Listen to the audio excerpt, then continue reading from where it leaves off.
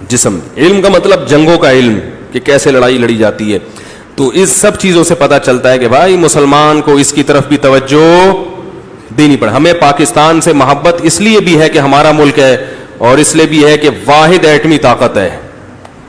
جو اللہ نے کہا نا اعدوا لهم ما استطعتم من قوة, طاقت اور قوت جمع کرو, تو حدیث میں آتا ہے الا ان القوة الرمی, خبردار قوت سے مراد یہاں رمی پھینکنے کی طاقت ہے. ہر وہ چیز جو دشمن پہ پھینک کے حملہ کیا جا رہا ہے, آپ نے فرمایا قوت سے کیا مراد ہے, وہ ہے کیا مطلب کہ ہر وہ چیز, کیونکہ تیروں سے, کیونکہ تلوار سے لڑنا یہ اس میں نقصان کا اندیشہ زیادہ ہے, فائدہ کم ہے. یہیں بیٹھے بیٹھے جو فائر ہوتا ہے نا اس میں آپ سیو رہتے ہیں اور دشمن پہ خطرہ زیادہ.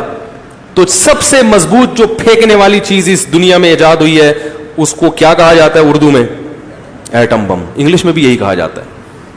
تو وہ کس کے پاس ہے مسلمان ملکوں میں, صرف پاکستان کے پاس, جس کی وجہ سے سعودی عرب کی بھی عزت ہو رہی ہے دنیا میں, ترکی بھی بچا ہوا ہے, اور بہت سارے اسلامی ممالک جب پریشان ہوتے ہیں تو کس کی طرف دیکھتے ہیں, اور اگر پاکستان کے پاس ایٹم بم نہ ہوتا تو میرے بھائی پاکستان کی ایسی کی تیسی ہو چکی ہوتی. ابھی تو صرف 2 جہاز بھیجے ہیں نا اس نے, اور پائلٹوں کو ہم نے چائے پلا کے واپس بھیج دیا. اگر ایٹم بم نہ ہوتا تو صرف 2 جہاز. ابھی تو وہ ڈرتے ہیں کہ یار بم نہ کھو جائے. بچپن میں ہم وہ بچیاں کھیلتی ہیں نا آپا آپا, ٹھیک ہے نا, وہ تمہارے گھر آ رہی ہو, وہ ہم تمہارے گھر جا رہی ہیں. بچیاں کھیلتی ہیں آپا آپا, ہم تمہارے گھر آ رہی ہیں, تم ہمارے گھر آ رہی ہو. تو کھیل میں یہی ہوتا ہے کہ جو وہ کھیل رہے تو آپ بھی وہی. تو بم اگر شروع کر دیتا ہے نا ایٹم بم, تو اس سے دونوں ملک ڈرتے ہیں. تو انڈیا بھی ڈرتا ہے کہ بھائی بم نہ مار دے کہیں ہے. اور ایٹم بم ایک ایسی چیز ہے کہ جب انسان بالکل مجبور ہو جائے نا, جیسے آپ اپنے سے طاقتور سے کوشش کرو گے نہ لڑو, ایسا نہ ہو آپ کو مار دے, لیکن جب آپ کو یقین ہو گیا اس نے تو مارنا ہی ہے, تو پھر آپ کہتے ہو مرنا تو ہے ہی, تو پھر عزت سے کیوں نہ مرے آدمی, تو پھر مار کے مرو. ایٹم بم پھینکنے کے لیے نہیں ہوتا, نہ چلانے کے لیے ہوتا ہے. ایٹم بم یہ دکھانے کے لیے ہوتا ہے کہ بھائی اگر ایسی نوبت آئی کہ ملک ہی ہاتھ سے نکلنے لگا تو جب مر ہی رہے ہیں تو پھر پھٹ کے مریں گے. پاکستان نے ایٹم بم اس لیے نہیں بنایا کہ وہ کسی پہ چلائے گا, ہرگز یہ نیت نہیں ہے. یہ تو چلانا میں سمجھتا ہوں جائز بھی نہیں ہے, اس سے اتنا انسانیت کو نقصان ہوتا ہے, اتنا زیادہ نقصان ہوتا ہے کہ ایسی دہشت گردی کی تو شاید اسلام کسی قیمت پہ اجازت نہیں دے گا, کیونکہ نسلیں برباد ہو جاتی ہیں.